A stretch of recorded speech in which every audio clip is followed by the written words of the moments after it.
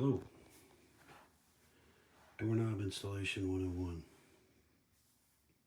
First you have to buy a doorknob.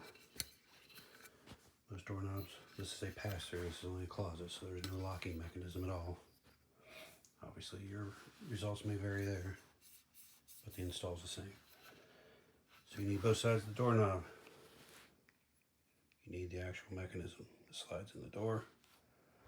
Usually they come with two different strike plates. I like to use the larger one with the beveled edge. I just think it makes a smoother shut. And then you have screws, these with the thing on the end are for the actual doorknob. These longer wood screws are for your strike plate, and the shorter is for these guys.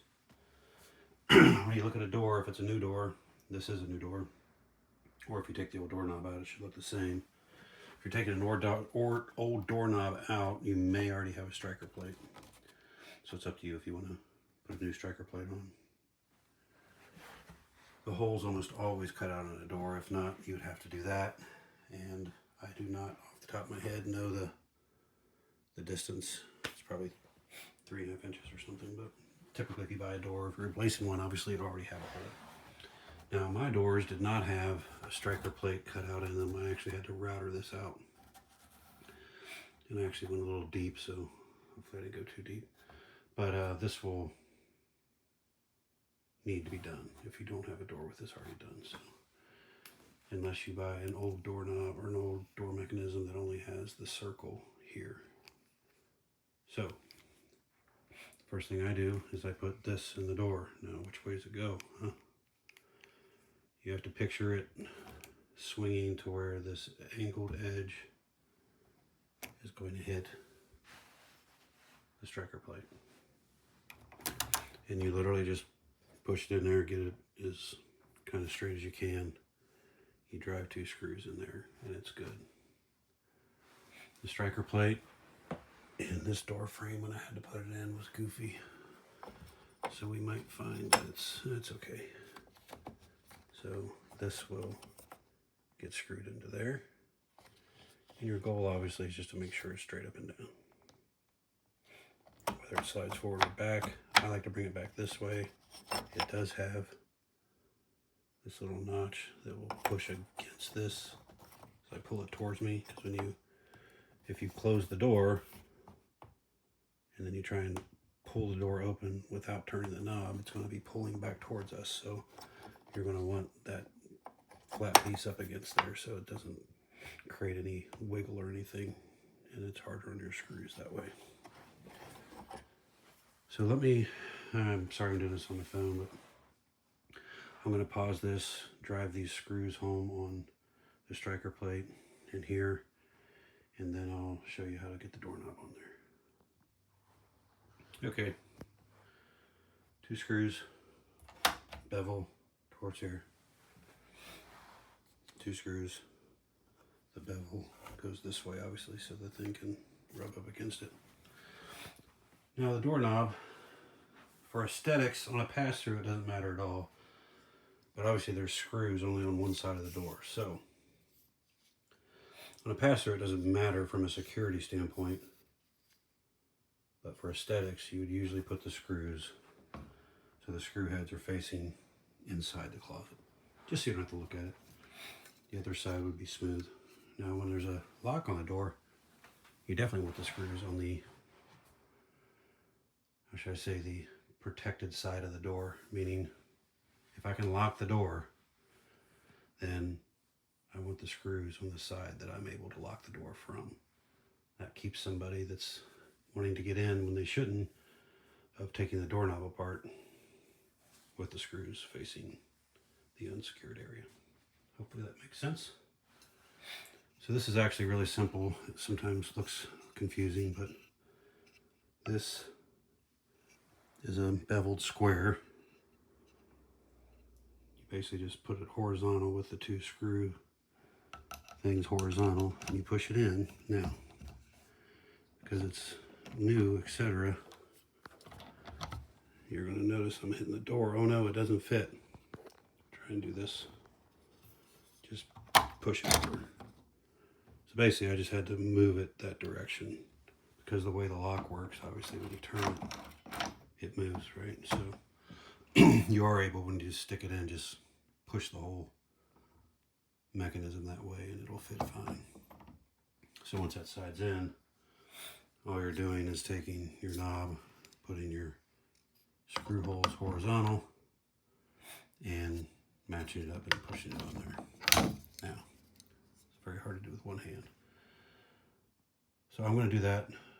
Pause. I'm going to get the screws started so you can see you do have to start the screws by hand.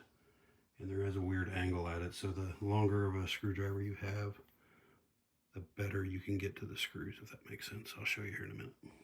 Okay, just because this can be a little bit tricky, I pushed the two doorknobs together. You can see there's a little gap here still because I haven't tightened anything. I literally just kind of set this in there. This does rotate back and forth. So when you installed it, it should be horizontal, those two screws. So if you try and get this horizontal to start, and just start very kind of tenderly starting, it's a very machined surface, so it does. And then if you pull back and it won't come out, you know you've started. So that's fine. And then you just do the same thing on the other side. You get it in there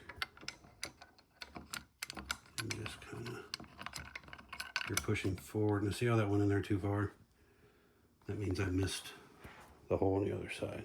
So it's probably up just a little bit, or I just had it angled goofy as I was trying to put it in. Trying to do it with one hand is my downfall here.